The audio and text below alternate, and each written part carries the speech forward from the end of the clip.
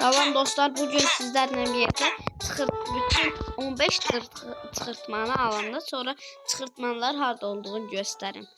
En birinci koca evden başlayaq. Bir budur. Başka harda olmalıdır dediğimiz zaman biri budur. Ama o birisi harda olduğunu gerçekten bilmem. O birisi neydi? Bu. Buradaydı. İndi başlayırıq Qar Vadisi'ne. Qar Vadisi. Bir budur. Biri budur ve evin tam yanında da budur. Biz içeriye basmayaq. Biri de budur. İndi ise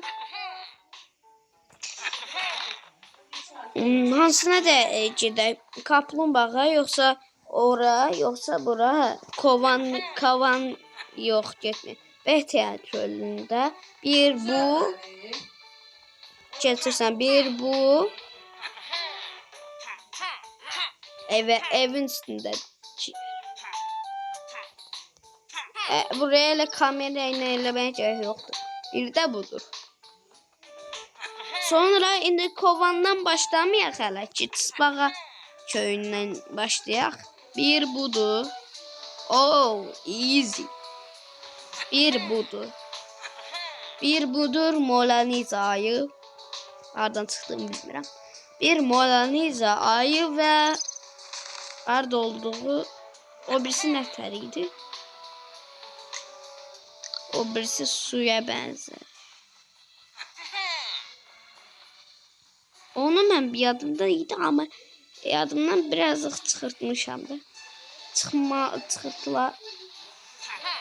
Bazı çıxırtmaları yadımdan çıxardıram. O da deyəsən buradaydı. O da buradaydı. İndi kovandan başlayaq. Bir kovandakı birinci budur. Arı şəkilli. İkinci de diye orada görürsünüz zaten. Çıxırtma.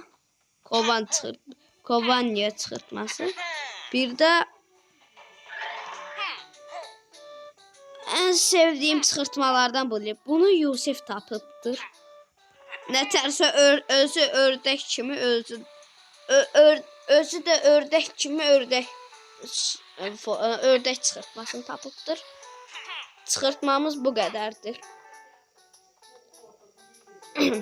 Bye bye. Dene. Bye bye. Ben de gedib. Qardaş, da saslıq vermirsiniz ki.